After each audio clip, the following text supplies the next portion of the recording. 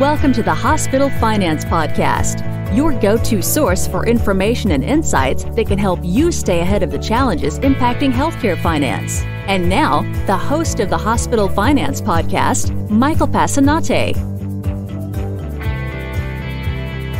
Hi, this is Mike Passanante, and welcome back to the award-winning Hospital Finance Podcast. One of the major issues that affects the uncompensated care pool is the idea of disproportionate share hospitals. And to explain exactly what those are for us today, I'm joined by Jimmy Mendez, who is a Senior Reimbursement Manager here at BESLER. Jimmy, welcome back to the show. Thank you, Mike. So we're going to talk about disproportionate share hospitals. We're going to talk about what they are and really how they affect the uncompensated care pool. But to get us started, Jimmy, why don't you just give us the definition of what a disproportionate share hospital is? Well, Mike, disproportionate share hospitals, or DSH hospitals, are defined as hospitals that treat a disproportionately large number of low-income patients as compared to their total patients. Disproportionate share hospitals may qualify for additional payments from Medicare to cover the added costs of lower-income patients who typically do not receive preventive care services and tend to present at hospitals with multiple medical conditions and complications. In most states, Medicaid also has a DSH payment and qualification, but let's focus on the Medicare DSH issues today. Absolutely. So why don't you tell us how a hospital qualifies for the additional payments? Well, there are two ways. One is referred to as the primary method, and the other is the alternate method. The primary method is the most common way hospitals qualify as DSH hospitals. All right, let's drill into that. Why don't you describe the primary method for us? Sure. This involves the disproportionate payment percentage, or DPP, which is the sum of a hospital's supplemental security income percentage, known as the SSI percentage, and the hospital's Medicaid percentage. The SSI percentage represents the percentage established by dividing inpatient days attributable to patients entitled to both Medicare Part A and SSI by the total Medicare days. The Medicaid percentage represents the percentage established by dividing Medicaid non-Medicare days by total patient days. The DPP must be at or above 15% for the hospital to qualify for the additional payments. And you mentioned that there's a second method. Can you describe that one for us? Yes, that's the alternate method.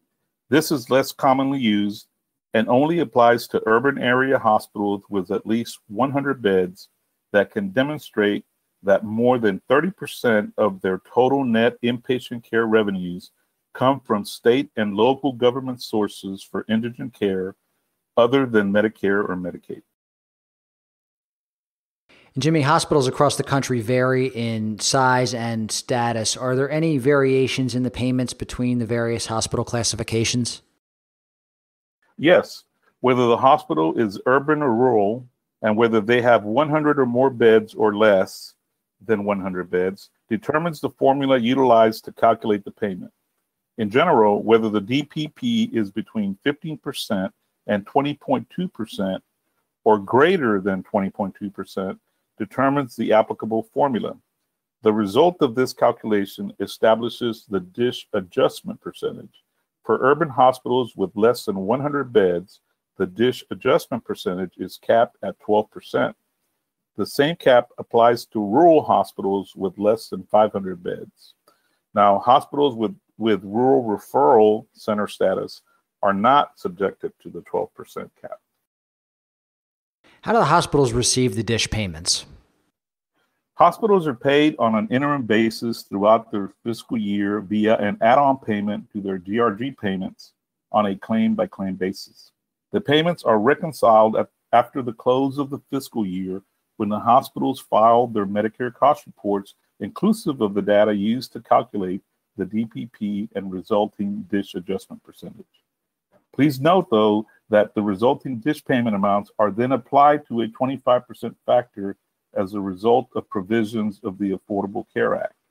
In other words, the DSH payment will be 1/4 what it would have been prior to the implementation of the Affordable Care Act.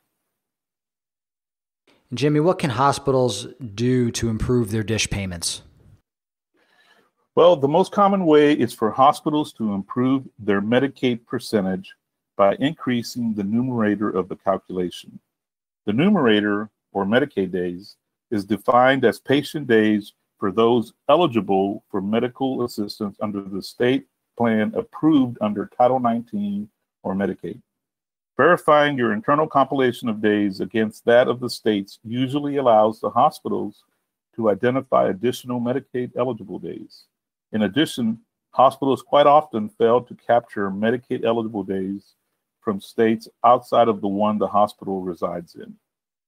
Another way that hospitals can improve on their Medicaid eligible days is to review all patients that are self-pay or qualified for charity care that came back from the state as not Medicaid eligible. There is usually a high relationship between these patient types and Medicaid eligibility. These patient records should be reviewed and verified to ensure that the data submitted to the state was accurate and resubmitted if adjustments are found. And if you are interested in a DSH review, that is certainly a service that BESLER provides. You can visit us at BESLER.com to read more about what we do there, or reach out to us directly at update@BESLER.com. Jimmy, thanks again for joining us on the Hospital Finance Podcast today and explaining to us what disproportionate share hospitals are. Thank you for having me, Mike. This concludes today's episode of the Hospital Finance Podcast. For show notes and additional resources to help you protect and enhance revenue at your hospital, visit BESLER.com/podcasts. The Hospital Finance Podcast is a production of BESLER. Smart about revenue, tenacious about results.